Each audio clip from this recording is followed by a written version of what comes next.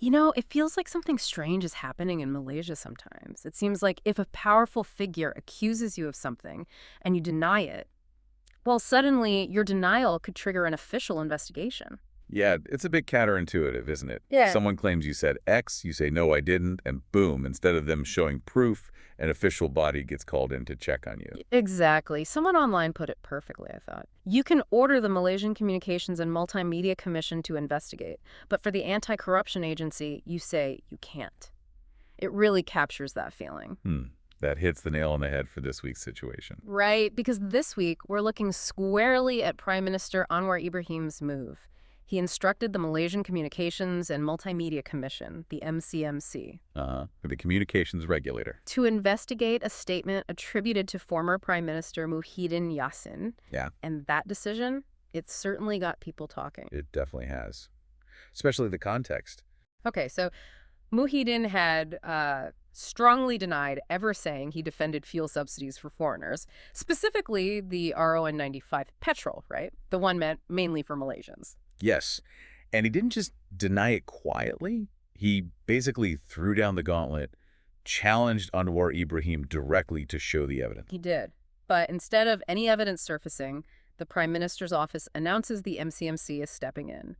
Not to verify the denial, but to investigate if Muhyiddin made the original statement in the first place. Which is quite a turn. So what do you make of that whole dynamic? It feels different. It certainly does. Okay, so let's just unpack this a bit. The whole thing kicked off in Parliament. Prime Minister Anwar Ibrahim stated that Muhyiddin Yassin had questioned the government's decision about not giving RO95 subsidies to foreigners. And Muhyiddin's reaction was, well, pretty forceful and immediate. He went straight to social media. Called it a lion slander, didn't he? Flat out. And he specifically asked, where did I say this? Which book? Which video? Which press conference? He was demanding concrete proof. Yeah, he wasn't messing around. But here's the twist, right? Instead of providing that proof... Nothing. No video clip, no transcript mentioned, at least not immediately. Exactly. Instead, the Prime Minister's office announces Anwar has directed the Malaysian Communications and Multimedia Commission, the MCMC, to investigate, to see if Muhyiddin actually did make that statement about defending the subsidies for foreigners. And the MCMC confirmed they're on it, saying they'll investigate according to existing legal provisions. Right. So what does it really signify when a body like MCMC gets involved like this, not looking into the accusation itself, but into whether the person denied making the statement that was alleged? Wait, sorry, no, checking if he made the original statement. It gets confusing. Well, it fundamentally shifts things, doesn't it? It moves beyond a typical political back and forth. You have a regulatory body, primarily dealing with communications and online content, stepping in to verify a statement made, allegedly, in a political context. It does seem to blur the lines. And it raises that question about the burden of proof again. Usually, the accuser provides evidence. Here, an agency investigates whether the statement the accuser claims was made was actually made.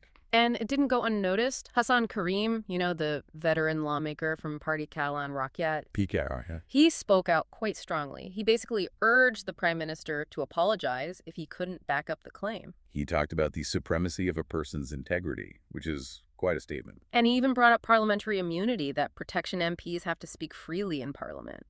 He questioned its function if it's potentially being used, as he implied, for defamation without consequence. That's a significant point. Parliamentary privilege is important, but it comes with responsibility. Using it to make claims you can't substantiate. Well, that's what Hassan Karim seems to be questioning. So if we look at the bigger picture here, what does this episode suggest? I think it points towards maybe an evolving landscape for political accountability in Malaysia. Or perhaps a testing of new methods. It's taking a dispute that started in Parliament. A verbal disagreement, essentially. And pulling in a regulatory body. This could potentially set a precedent for how these kinds of political arguments are handled or maybe verified in the public eye going forward. So we end up in this situation where a direct call for evidence, show me the proof, somehow transforms into an official investigation being launched to check if the original statement was ever made.